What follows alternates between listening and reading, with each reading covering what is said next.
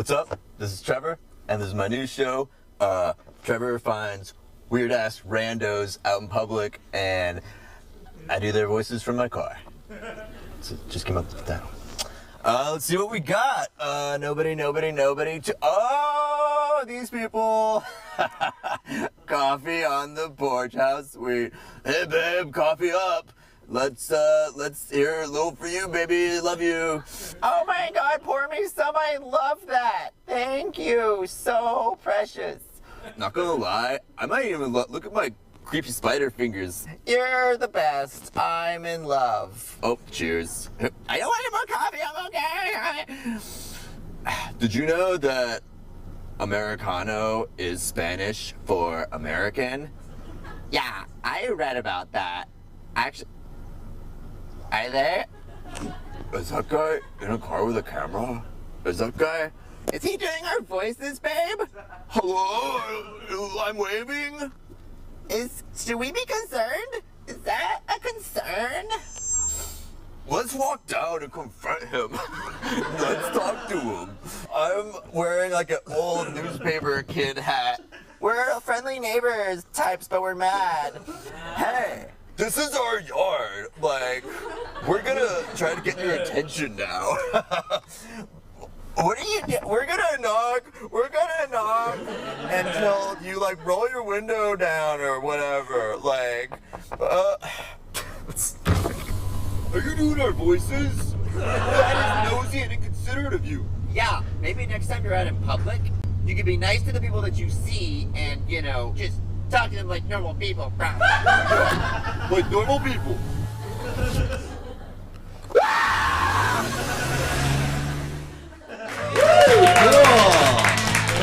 I can do whatever I want. Okay, hi guys. I am Tyler Eaton. I'm subbing in for your regular host, Christian Wolf. I kind of feel like I'm dog sitting a comedy show. Christian called me. He's like, "Hey man, I'm gonna be out of town for a while. Could you just check in on my show and just make sure it has food, make sure it has drinks, and it's usually pretty well behaved. Just don't let it go outside. I never left the apartment before.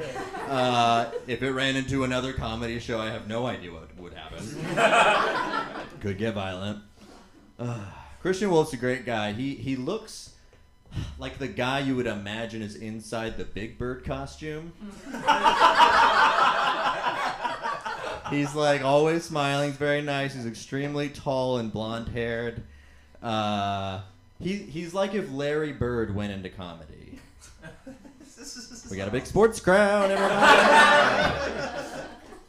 I am like a guy who has no recent sports references going into comedy. So like any comedian, basically. My friend Kim is here, and she one time said to me, "You look like you played a lot of baseball growing up." To which I took to mean, "You look really boring. You look like you did something really boring for most of your life." She's not wrong. I played baseball for 11 years. 11 years. That's almost as long as the Count of Monte Cristo was in the Chateau d'If.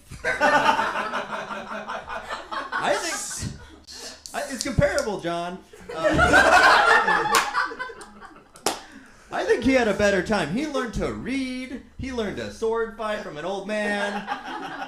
He learned how to enact vengeance upon his enemies. I learned playing baseball that if you miss a fly ball because the sun's in your eyes, everyone in your family and all your friends and all of their family will go, "Oh!" and hate you for a while. So I quit, and I became more of a book reader, movie person. And lately, I've been listening to the audiobooks for Harry Potter in my car. Yeah. Any Potterheads out there? You guys on Pottermore? I'm not either. But I think it's getting out of hand, the audiobooks, because I was pulling into a gas station recently, and everybody started looking up at me from their phones, and I was like, "What's going on?" And I realized I was just blaring The Prisoner of Azkaban as loud as it could be, and it was just shaking the whole gas station, as if I was a guy unleashing a sweet dope beat and it's had hydraulics in his car, like, but mine was like, Harry is getting quite nervous about the upcoming Quidditch match against Slytherin. This is kind of a random aside, but I like that the guy in the movies who played Voldemort, aka He Who Must Not Be Named, is Ray Fiennes, the actor whose name cannot be spelled. I got into Harry Potter late because my parents were convinced that J.K. Rowling actually wrote those books to like manipulate an entire generation of children into learning witchcraft. It failed. She inadvertently taught an entire generation of children to love reading. So I think she's probably a black sheep in the witchcraft community these days. My parents were like, nope, none of that bullshit. We're going to teach you practical stuff like speaking in tongues.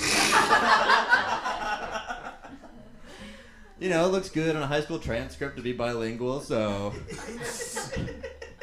got me into a good school. Hook 'em. You guys want to hear some tongues? I'm still fluent. Yeah. Shondabakushta frashta matishto ha! That translates in English to I'll believe in anything.